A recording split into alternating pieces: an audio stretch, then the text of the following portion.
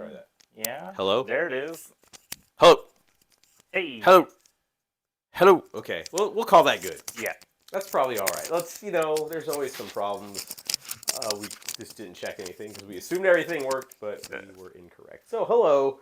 Welcome. It is Tuesday. We're doing a little early. We got some Christmas, Thanksgiving travel coming up. So, It'll we're be starting Christmas a little early. soon enough. And it will be Christmas soon enough, and it's just incredibly overwhelming.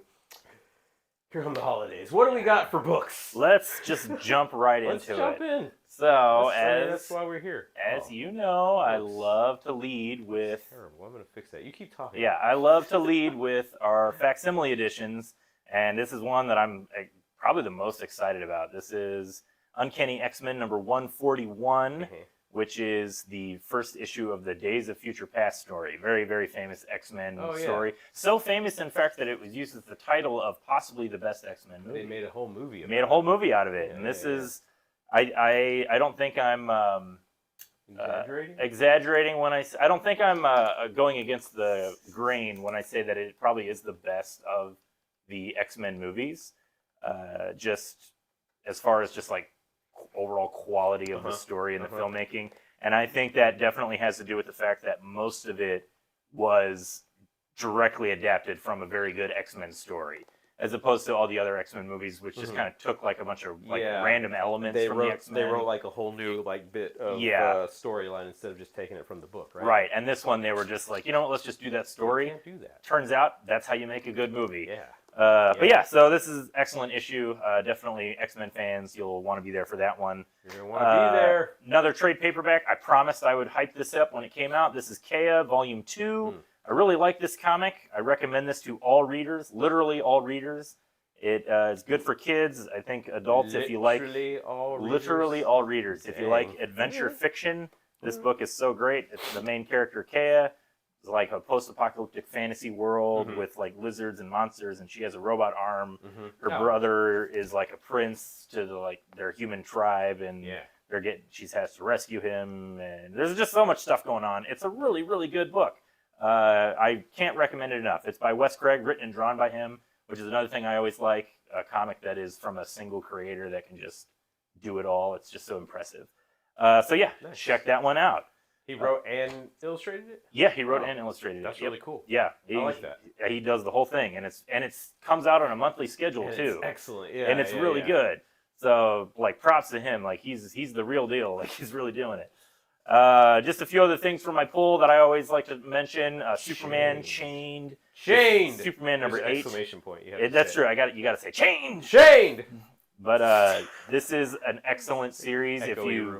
If you haven't read Superman in a while, I recommend getting into this series. It's probably, I don't know, the most interested I've been in Superman since maybe the 90s, 19 something. I mean, there's lots of good since Christopher Reeve. You know what? I love Christopher Reeve Superman, so that's a contender. There's been a lot of great Superman stories over the years, but most of them, for me anyway, are always like those like standalone miniseries or something that's disconnected from the ongoing like continuity and like the events and stuff. This is just the regular Superman series. It's really good. It's an ongoing, so let's hope they can keep it up for as long as they can. But it's not just a 6-issue or even a 12-issue series. Like it's just the new status quo for Superman, and it's really good. Going along with that, up next, also another sort of Superman book. This is Batman Superman World's Finest by Mark Waid. Another one that I talk about a lot. I'm really liking it. I feel like I've heard that name before. Yeah, Mark Waid. He's writing a lot of books that I enjoy right now. But this series is interesting. I can't help it, like when we do these episodes, I just like grab books that I like that I want to read, and then there's like the stuff that's new that I'm like, oh, let's check this out if it's new.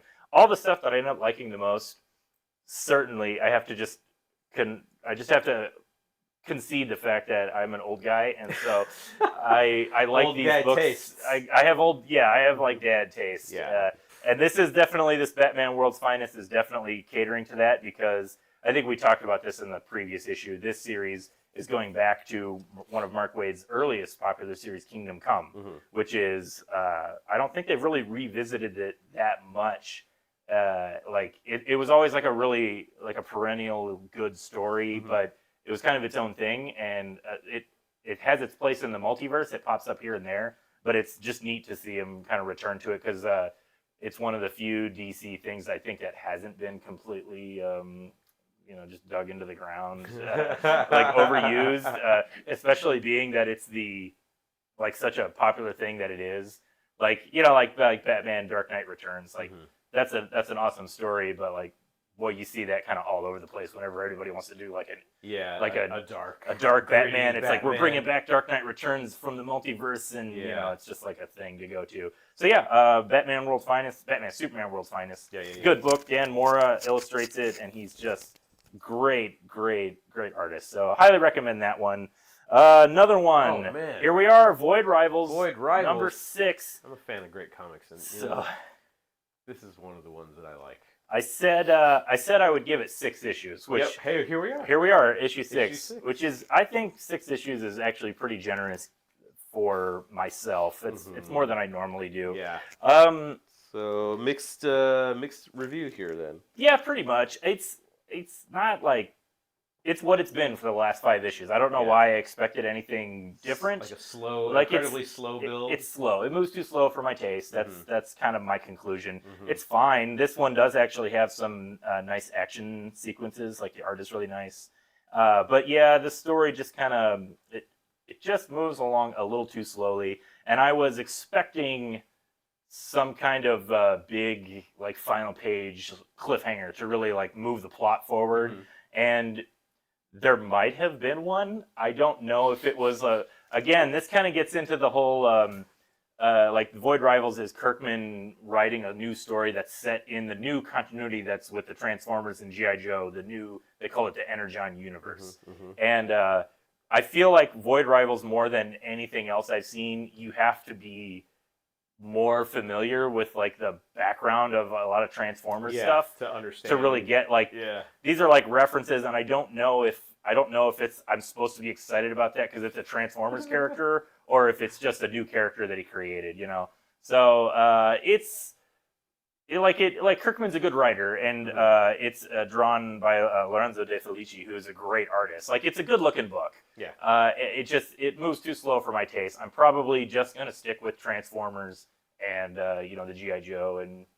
See if they'll interconnect at some point. You know what? And if they do, there's always the trade paperbacks. Right. I do. Well, I do kind of feel like a lot of Kirkman stuff, especially because of Walking Dead. Walking Dead was his most famous thing, and I couldn't read that one as single issues when it was first coming out. Yeah. I had to buy it in trade paperbacks Yeah. because the pacing of it was paced for a trade paperback, like a 122-page book, not a 22-page book every month. Right. So Writing for the trade, right? yeah, exactly. That's the term. And so I feel like there's a little bit of that, a little bit, not as bad as Walking Dead. I will say that, not as bad as Walking Dead, but a little bit of that vibe going on. So I might check in with it like this time next year, maybe after. We'll see how the hype is with Transformers and G.I. Joe, and kind of see where Void Rivals fits in with it. But I definitely don't think this followed through on the initial shock hype when he first released it, and it was like, oh my gosh, this is going to cross over with Transformers, and it's going to be a big one. Hasn't really done it. No, it just doesn't feel like there's a lot of oomph behind it. So,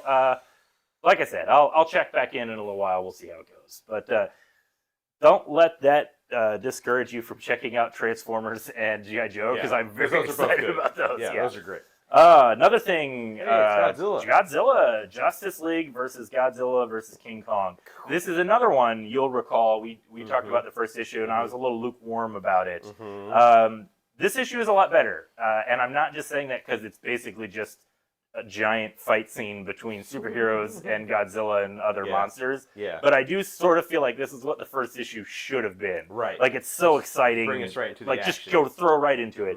And I felt like the first one was trying to do too much like character like setup. It's like catching us up on. Yeah. So like right here, second page, double page spread, Superman punching Godzilla. Uppercutting Godzilla. Right. I mean, and I don't want to sound too dismissive, but I don't really need a full issue's worth of exposition to set up why Superman is fighting Godzilla. I don't care. I'm here just to watch Superman fight Godzilla, What's So the seeds of their discontent with each other? I need to know that. yeah, right. Especially when I mean I don't want to be too spoilery, but it's just like oh a multiverse portal opened Oh, up and Godzilla jeez. came through and now they have to fight. Oh And boy. but there is, to be fair, there appears to be a little bit more going on. The first issue did kind of set up a lot of stuff with the Legion of Doom, the supervillains, and they're not really in this. This issue is just the Justice League dealing with all the monsters like in the cities. So yeah, Cthulhu spider. it's I think this one will finally deliver to like the people that were like hyped about Justice League versus Godzilla versus Kong. This issue kind of finally gets you going, which is more than I can say for some other comic books out there that take a little too long to get to the point. This one, at least by the second issue, Yeah, it was 2 issues in. yeah, at least Godzilla already. right, exactly, yeah, right.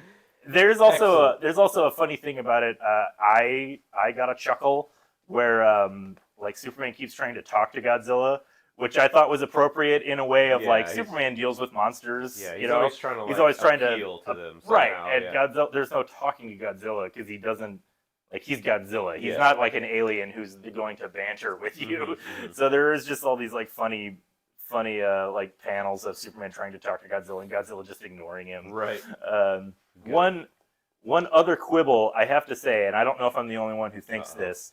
So I don't have a lot to say about the art. It's serviceable, but it doesn't really jump out at me. I feel like a flashier artist could make this a little bit more interesting looking. More exciting. This feels like they're trying to go too much for the movie look of the Godzilla and the King Kong movies. So that's why it's like all the characters are like highly rendered, or not rendered, but they're trying to go for something that looks like it's more of a movie. But this Green Lantern here, it's supposed to be Hal Jordan, and I don't want to like nitpick it too much, but I wouldn't be a comic book nerd if I wasn't nitpicking. I'm gonna see if I can zoom in on here. I don't know how well he's gonna pick it up. See, to me that looks like it's the Kyle Rayner Green Lantern. Well, obviously. But clearly, yeah, obviously. But the dialogue says Hal, so it really makes me wonder if this artist just like looked up on the internet like what's the Green Lantern look like, and he just found chose the wrong one. He chose the wrong one because he didn't know or care. I mean, I don't mean to imply that he wouldn't care, but like it's a simple mistake to make if you're not familiar with the Green Lantern. Doesn't have the right vibe. I know, Dan, you don't know anything about the Green Lantern, so I don't know anything about anything. And I can understand why you would maybe get the two of them mixed up because they're both boring looking white guys. But I mean, they don't have the unique look of John, who's the black one that was in the cartoon Justice League, or Guy Gardner, who's the goofy looking ginger one with the red mop top. Like Kyle Rayner, distinct looks. Yeah, they have distinct looks. Whereas like Kyle and Hal both were kind of. Hal had brown hair. And, interchangeable, yeah. Yeah. So there was the only thing I could tell the difference is the hair. I'm like, that looks like Kyle Rayner's hair. And also the mask a little bit looked more like Kyle. But you know what? This is just a multiverse story. It could be, maybe in this world, Hal Jordan looks like Kyle Rayner. It's just a coincidence. Like it's a flippy flop. It's the multiverse. You can do whatever you want. But anyway, Godzilla fans, Batman fans, I think you're gonna like this. It's good. I'm just glad that it didn't take too long to get to the point. I think because that was second issue uppercutting Godzilla. Boom, right there. Another one to talk about, on the subject of being an old guy. Yeah. Daredevil, Black Armor. Now, I think what's his weapon there? Is it really long nunchucks? So this is his staff. So Daredevil's weapon is his. I don't even remember specifically what it's called. He's blind, so he has a walking stick, but it's also like souped up, so it can break off into segments, and it has this like wire cord which you can use to kind of like swing from rooftop to rooftop like Spider-Man. Okay. You're not supposed to think about it too much, but it's his like billy club. I know sometimes referred to as a billy club, but that's basically it. It's a comic booky kind of super weapon. Okay. That it visually it works with him being a blind guy, so he's got a cane that then turns into like a multifaceted weapon. Okay. That's basically it. Interesting.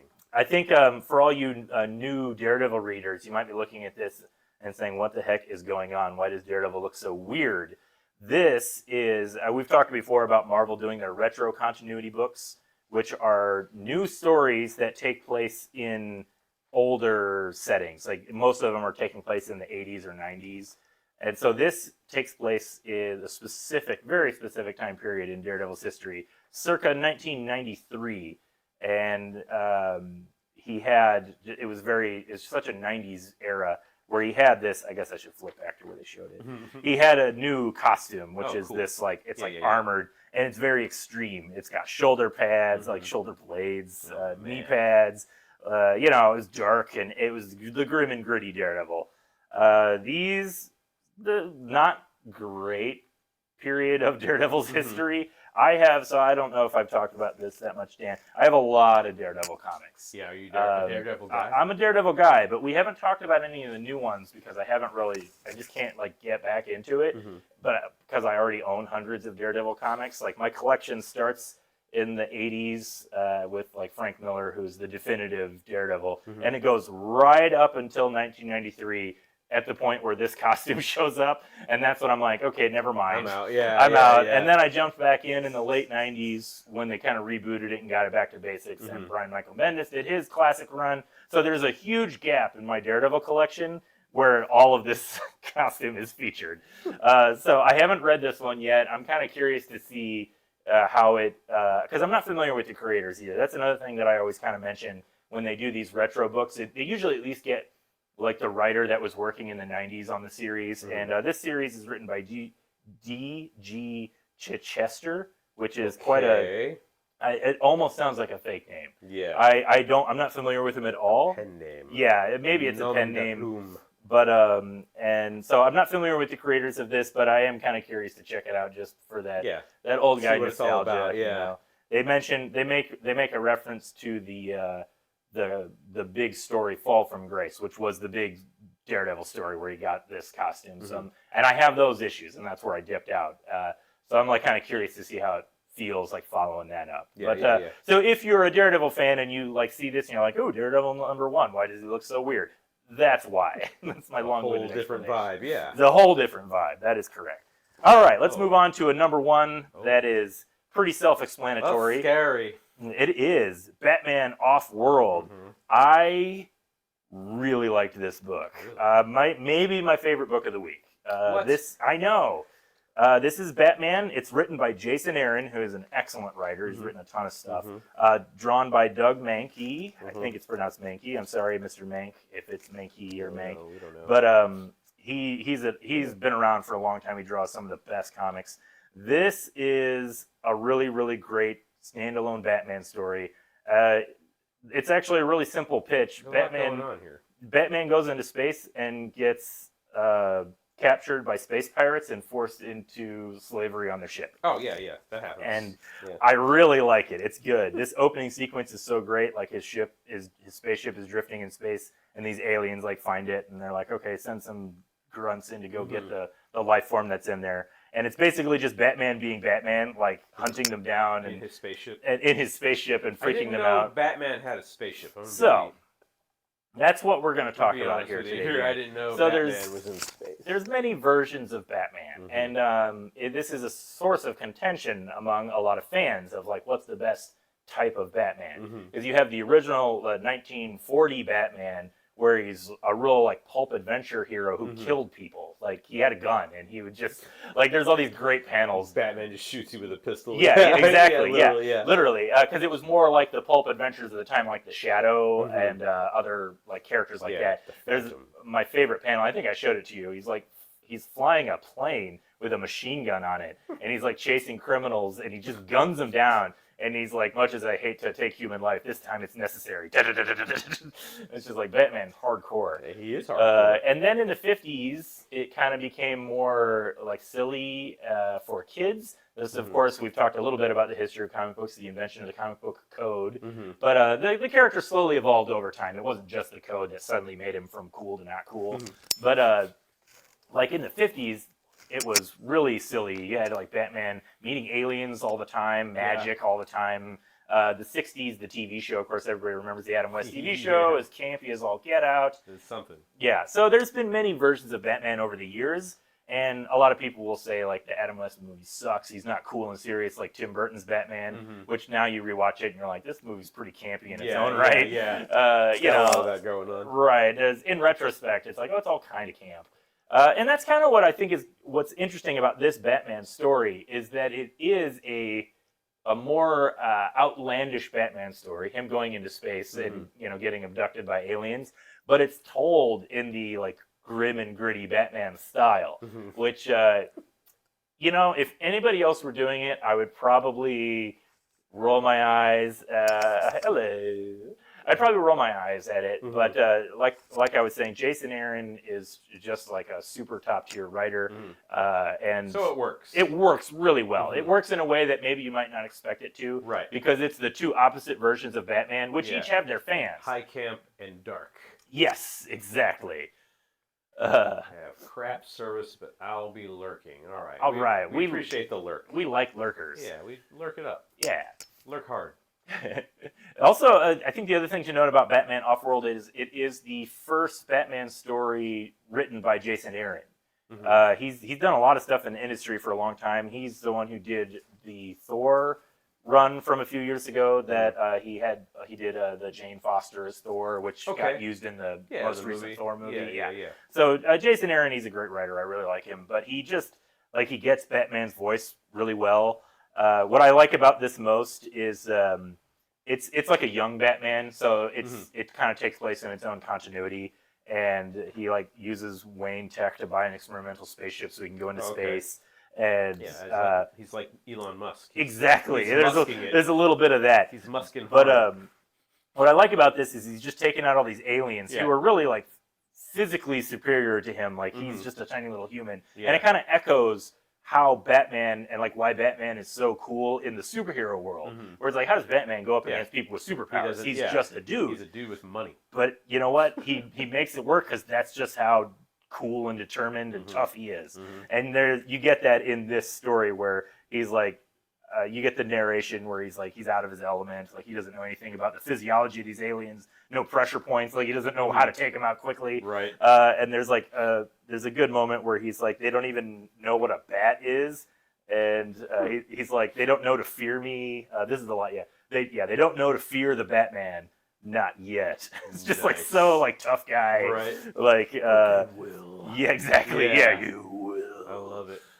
So it's good. Yeah, it's cool. I mean, I'm actually kind of interested. I would recommend you read it. It's kind of I don't want to sound too like a backhanded compliment, but it kind of feels like the tone that maybe Zack Snyder's Batman movies were trying to go for, but did not succeed at. Whereas it works so well in this book. So if you like, I recommend it to almost every Batman fan. If you like the grim and gritty Zack Snyder type of Batman, you'll definitely enjoy this because it's brutal, tonally, it's just like metal Batman, although not to be confused with the actual metal Batman. Right. But also, if you just like fun Batman, this is pretty fun. If you just embrace. How many books are going to be in this? It's a 6-issue series, so it's going to be a nice, tight story. Really looking forward to it. Him murking aliens. Just him, yeah, exactly. Pretty much. There's a. I mean, what more story does he need to tell? Exactly. There's an implication that there's a kind of a deeper story going on. They introduced some nice elements from the DC universe, Transformer shows up on the end. You know what? It works. That's a kind of a good example, but this works a little bit better. So you have on the ship, he's like a slave, and you meet this character here, who she introduces herself as a Tamaranian, who it doesn't mean anything in the context of this story other than that's her alien name. But if you're familiar with greater DC continuity, you would know that this is the race of aliens that Starfire is, who's in the Teen Titans. Okay, some Starfire. So it's okay, if you know a little bit about Starfire, you can kind of infer some stuff from this character. He's hey, I know one of your kind. Exactly, but this would probably be before, the continuity takes place before he would know the Teen Titans, because that's kind of part of the driving point of this story is that he's a younger Batman. He's in his prime. He's in his prime, but he's also I think what makes it work is he's realizing it's fine in Gotham City when you're beating up criminals, but when you're in a world full of Superman and aliens and all whatever, you got to be a little bit better than just the guy that scares criminals. And that's kind of the motivation for why this story happens the way it does. And I really like that because that's always been kind of a weird point with Batman where it's you know, he's on the Justice League and everybody's scared of him, but he has no powers. Like, what can he really do against Superman? And it's like, okay, well, he's Batman. He'll figure it out, or you know, he's a smart guy. Yeah, he's a smart guy. He's a smart dude. So yeah, good He's got comic. a lot of money. Money helps. Money is pretty much the answer to any problem. Yes. Prep time. Exactly. Yeah. How much prep time do I get? Yeah. I told my friend about the Batman Off-World, and I was like, yeah, I gave him the one sentence, like, Batman gets captured and enslaved by space pirates, and he goes, that's pretty out of character for Batman to get captured like that with enough prep time. And I said, well, what if getting captured was the plan? Batman's thinking 4D chess here. Oh, man. And he's like, okay, that makes sense. Yeah. Like, yeah, that's He right. knew he couldn't get away. Yeah. Oh, man, blowing my mind. What do we got? All right, another new number one of this series kind of caught my interest. This is called The Holy Roller. It is. It is written by Rick Remender, who's a writer that I appreciate, and you will also maybe recognize this famous person's name, Andy Samberg, co-writer of this comic series. Funny guy. So this is it's kind of a superhero story, I guess. I think the way they described it was it's like the Big Lebowski meets something, I forget, like some superhero thing. I had a hard time kind of figuring out like what this comic was going for. I have to be honest. Is it supposed to like be funny? Is it supposed to be funny, or is it like a really serious, gritty thing? Because like this opening scene feels like, first of all, it takes place in 1980 or 80 something. You know, it's there it is, 1986. So it takes place in 86. Great year. The you know what? It was an okay year. I got, you know, talking about GI Joes. I got a lot of GI Joes in 1986. Yeah, that seems reasonable. But so it takes place in 86, and the main character is like a little kid, and his dad is a really good bowler, and they're at a bowling alley, and the kid is in the arcade, and it starts with almost like it feels like it's a parody of like a movie scene where 80s films. Like he's getting bullied. The rich kid is like a preppy whose dad owns the bowling alley, and he's like, your family's poor, you can't bowl, you can't play arcade games here. And they just like, he's like a bully for no reason. This character kind of looks like a Stranger Things character. And so I was like, okay, like where are we going? Like if it's like, you know, setting up to be funny. But then it like flashes to like present day, and he's like this burnout guy at Greenpeace, and he gets a message that he has to go home because his dad is dying. And it's like, okay, this is like, that took a turn. Interesting, change of pace there. And then he gets to his hometown, and it's like his hometown is kind of like falling apart, and there's all this like exposition / commentary of like how America has changed, and you know, I don't recognize this town anymore. And then there's like an overt scene where it's like pointed out that he is Jewish, and this character is like really racist toward him, and suddenly like the book kind of just becomes about that, like being racist, like anti-Semitism. And the whole thing felt really weird to me because it feels like it's 5 years too late for what it's trying to comment on. Yeah, for this the subject matter. I mean, always relevant, but still, we've had these discussions. Exactly. But I think what I'm specifically mean to say is like there are some what would be topical references 5 years ago that now feel a little dated. Like there's a reference to somebody saying like Jews will not replace us, which what you'll remember that incident from 17, 18, 18, I don't know. Whenever that was. I don't know.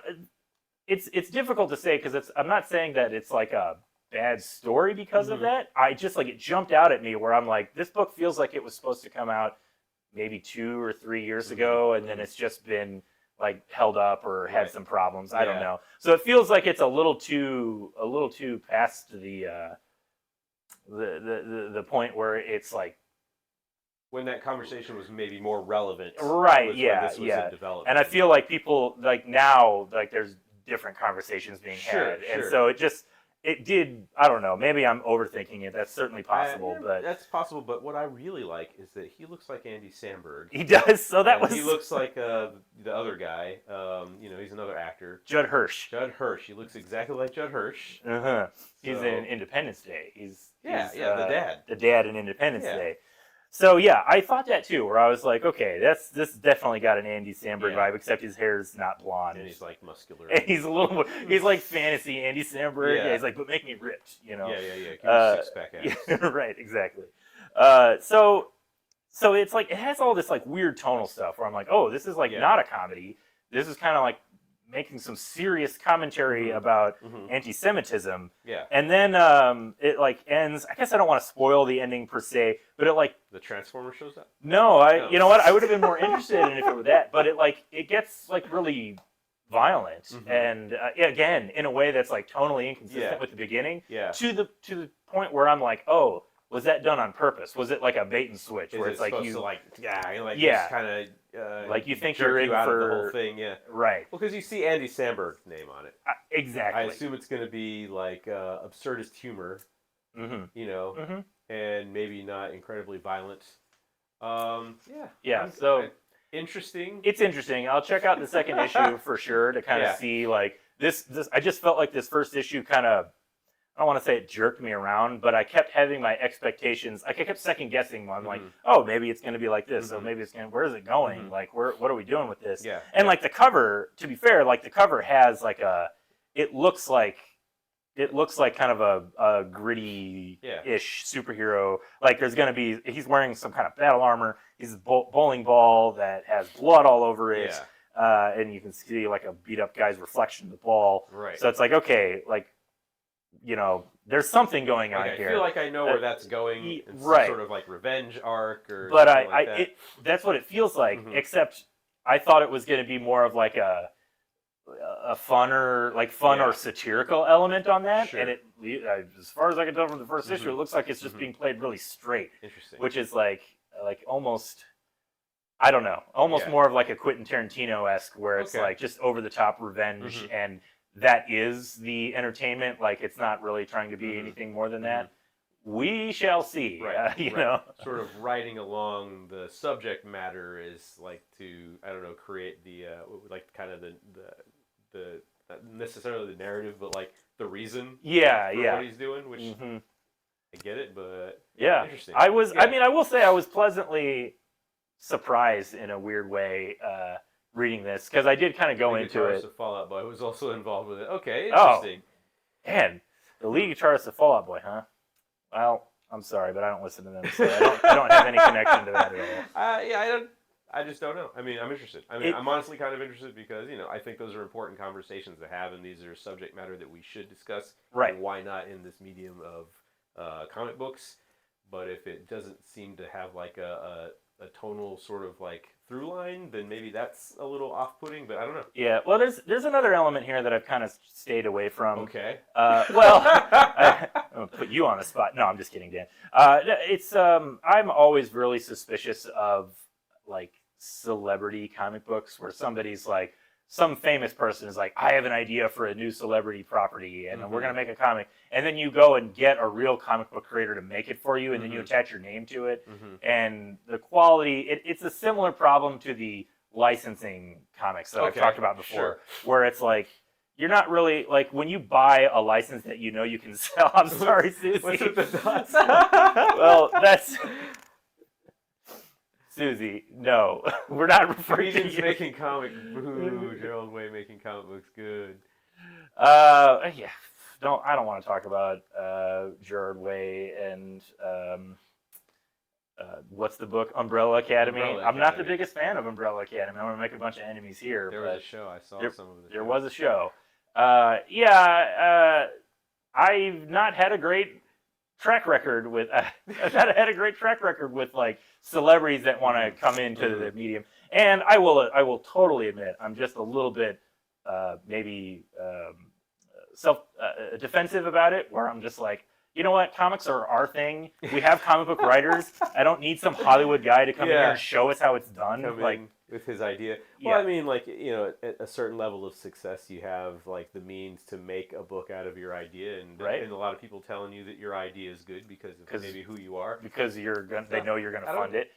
So I just want to maybe say it's good. We'll see if the Andy Samberg book gets a show. Yeah, I mean, that's what it feels like. It feels every time I see this, I'm just like, oh, are they just trying to pitch a show? Talking to Netflix already. Right, right. Trying to get it hooked up. Now, and I will have to say, it's not like I automatically it's always bad. The Keanu Reeves Berserker book is a good example where it's Keanu Reeves. It is Keanu Reeves, and that man he can do no wrong. He can do no wrong. But it's that's a good book, and and it definitely falls under the category of what I'm talking about, where it's like a celebrity that had an idea. You go get real comic book creators to make it for you.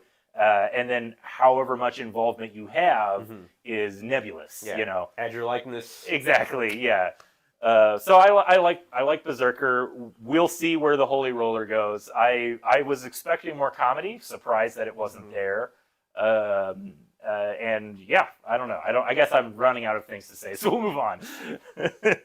Okay. Let's do that. Let's do that. All right. I got a few more books I want to talk about. I don't want to spend too much time. This is a book called Dutch.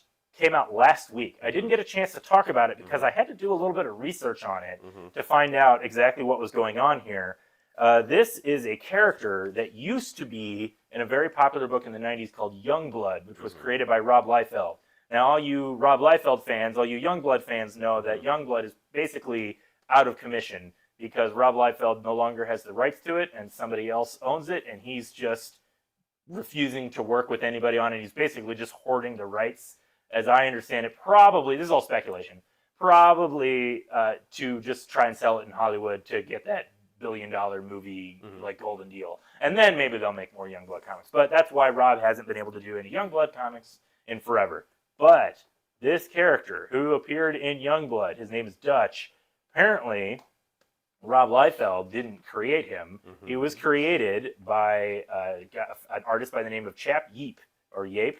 And that's why he was not included in any Youngblood discussions of IP ownership. So this character is completely creator-owned, and so they're doing a new story with him, written by Joe Casey, who is a writer that I really like. It's like 30 years after the fact, and what I like about this is that it's the original character as he appeared in Youngblood, but 30 years older. Okay. And he makes reference to the old team he used to be on, but they have to have like a fake name for it. Yeah. And they can't say Youngblood, so it's like it's in here somewhere. It's like Blood Force 7 or something like that. Right.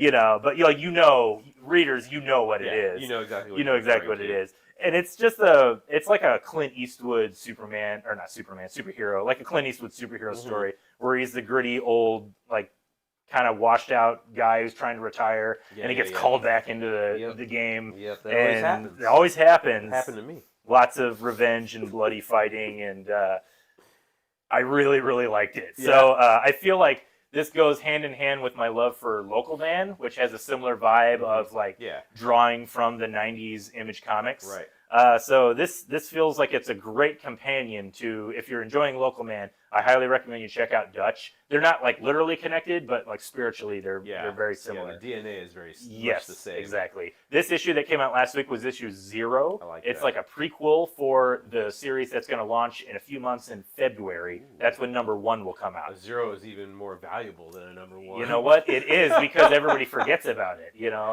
Excellent. It's 1 more valuable than 1. Exactly, 1 more. Yes. All right, so that's one, just highly recommended. We will definitely be talking about it when the new series launches. All right, a few more books. I want to talk about Pee Poo Poo. Pee Poo Poo. New issue of Pee Poo Poo. Now, Dan, I think most poo poo times are pee pee times, but not all pee pee times are poo poo times. That's exactly right. Yeah, I think you've said before that this is the greatest title for a comic book ever. It's pretty excellent. I'm not gonna lie to you. So this is I think it's the 3rd issue. It's difficult to tell because the numbers don't mean anything. The first issue was issue number 69. The second issue was issue 420, and this is issue 80085, which, if you ever played with a calculator back in the day. Yep, that's the way to go. But so this is basically a one-woman anthology by Caroline Cash, and it is a mix of like journal comics and autobiographical stories, just of her life as a young artist. I guess I should be a little careful of which pages I open to because it is definitely an R-rated comic. Oh. This is what I would call the modern underground comics. It just deals with pretty much any topic, but a lot of it is like personal stories about growing up and love and as you can see from this cover, this is all of her covers are homages to famous underground comics, and I'm really embarrassed that I completely blanked on what this cover is. It's a famous cover. I know. The first one was R. Crumb. The second one was, that one guy, Dan Klaus. And that one guy, that one guy. I really feel like this is like your jam. This aesthetic. Yeah, no, you're right. I feel like that's your jam. I like this type of stuff a lot. Yeah. I love indie comics. I love underground stuff like this. I love these types of comics that can just be about,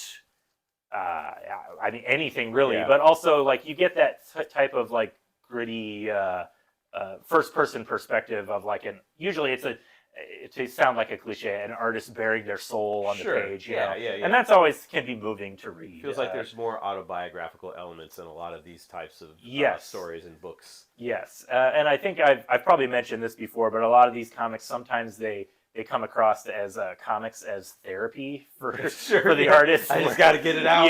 Yeah. All these terrible things that have happened to me. Yeah, I got to make sense. And if I put it into pictures and words, like which is a real thing. Paperback catharsis. Yeah, I love it. And so I really enjoy this. I got the first 2 issues. We were at the Slice Expo, the St. Louis Independent Comics Expo here in St. Louis a few months ago, September. And mostly I was selling my own books, and our good friend Susie had her books as well. And we both did very well, I want to add. Thank you, everybody that came out to that and supported us. We were very happy with it. But we also had some books from the store that we were just selling, we were there representing the store. The store has a bunch of different types of comics. And we had several copies of the... People were all about the pee. They were all about the pee-pee-poo-poo. Yeah, I mean... That was the only comic that we sold out of. With a title like that, you got to pick it up. I mean, you know what, though? I have to... So, I'll be honest. I don't always like the scat humor. A lot of times I kind of... You know what, that doesn't surprise me from the time that I've known you, Dan. But I'm a little bit, I'll turn my nose up at that, where I'm just like, too lowbrow. Exactly. Like fart jokes, really. I love a fart joke. But I have to, so when I saw this comic, the title, I was like, man, that is just I had to admire her just going there, though, for it. Just be like, you know what, my comic's called Pee-Pee. Like, if we put the books that you like next to the books that I like, I mean, it's a very obvious, but I mean, that's why there's so many different books out there. Exactly. And there's a lot that's going to appeal to different people.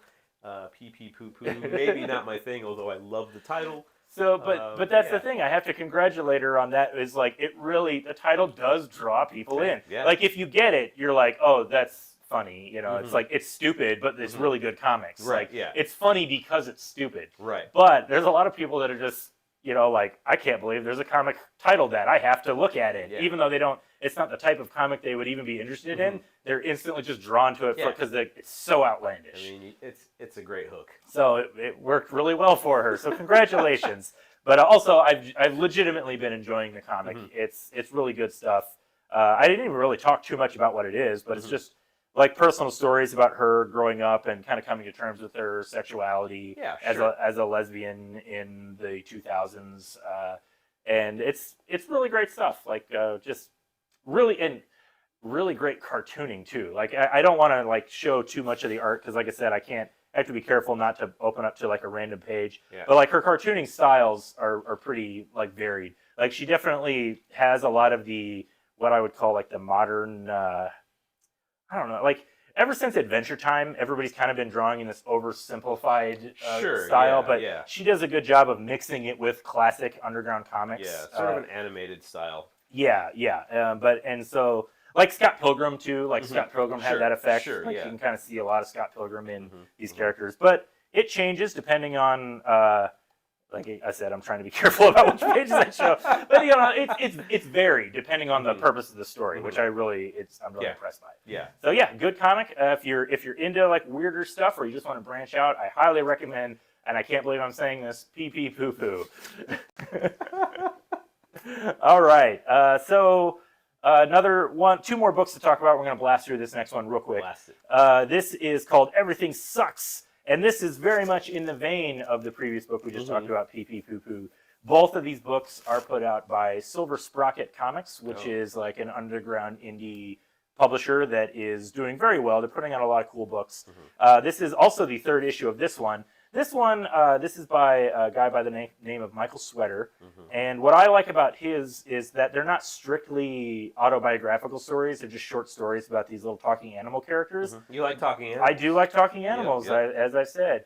But they are the types of comics that feel very much like this is him trying to tell stories about him and his friends without indicting any of himself and his friends. Yeah. You know, so they're all fictionalized, and you know, some of this stuff certainly didn't happen literally like this. It's played to comedic effect, you know, but it's really good. It's funny. It's probably what you could call stoner humor. Oh, okay. It's just like a bunch of 20-somethings. They're really grungy. I'm just like, I'm showing a panel there with a character on a toilet. They get this. Sorry, it's an animal. It's an animal toilet, so it's fun. okay. Yeah. This story is these three characters get trapped in a bathroom in a bar, and it's like a skunky, grungy bathroom, and it's funny stuff. Yeah. It reminds me a lot of comics by Simon Hasselman. For those of you that are familiar with those types of stuff, but less acid trippy and more just like dope smoker, just kind of like silly humor rather than like trippy humor. But all just kind of like weird, but it retains the like relatability of just being like a young stupid kid, or like, I shouldn't even say kid, I should say a stupid young adult. When you're like, you know, I'm an adult, I kind of like know what I'm doing, but you don't. And, you know, so just it's getting into weird adventures, man. Yes, exactly. So I've been enjoying this comic comes out kind of periodically. This is the third one of Everything Sucks. He has said, I think he says in the front that he wasn't sure how many issues he was going to do, maybe 6, but that it is done so well that he's going to do more. So I'm very glad to hear that. Like this book is going to continue. I hope it just continues to succeed for him, because it's good stuff. I really enjoy it. Nice.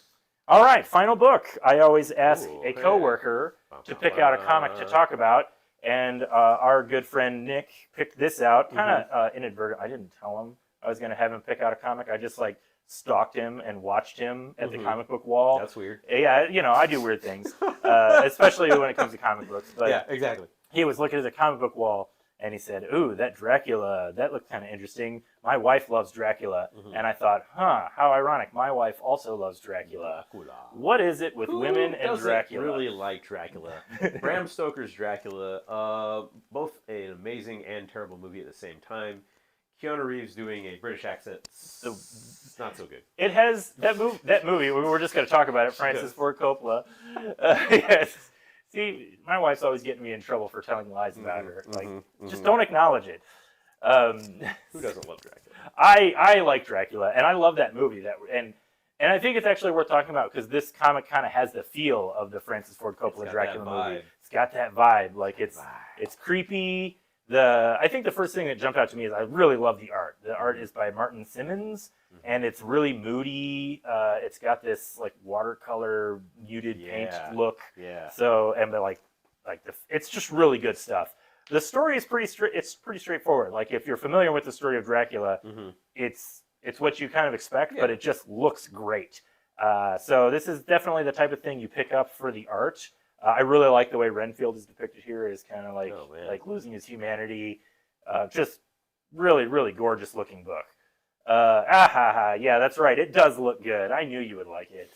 My wife, ladies and gentlemen. Excellent. But yeah, so I really like this. It did remind me of the Francis Ford Coppola movie, which is one of my favorite Dracula movies. It does have the best acting you've ever seen from guys like Gary Oldman and Anthony Hopkins, and the worst acting you've ever seen from Keanu Reeves and Winona Ryder. It's not so good. Winona Ryder, I mean, she was like kind of just on like this, like she could do almost no wrong at that point, you know. Like, she wasn't as bad as Keanu. She was like she was just in everything all of a sudden. Right. And we're not mad at it, but just I mean, Keanu was bad though. It was really bad. Like, I watched it and I was like, I don't remember Keanu being this terrible. Because you just forget about it instantly. It's so bad, and because you're so blown away by Gary Oldman as Dracula. Gary Oldman's great. Yeah, he's great. But so this book, it's drawn by Martin Simmons, written by James Tynion IV. I should mention. He's a really good writer. He does it seems like he's got 5 books out a month all the time. Like, he does tons of stuff, but he does a lot of horror books. I'm never, as I've said before, I'm not the world's biggest horror writer, so I've not read a lot of stuff by I don't have to explain myself to you, Susie B. Doodles. This is one of my favorite Dracula movies. I love vampire stuff. I mean, just in general, vampire stuff is it's just cool. Vampires are cool. You know, you go through this phase when you're younger and you're like, vampires are the coolest, and you just but then you get older and you're like, man, I feel old already. Imagine if I was 300 years old. Imagine a vampire watching TikTok. Right. It's like, I'm just gonna lay waste to this whole country. He's like, I'm just gonna kill all these people. yeah.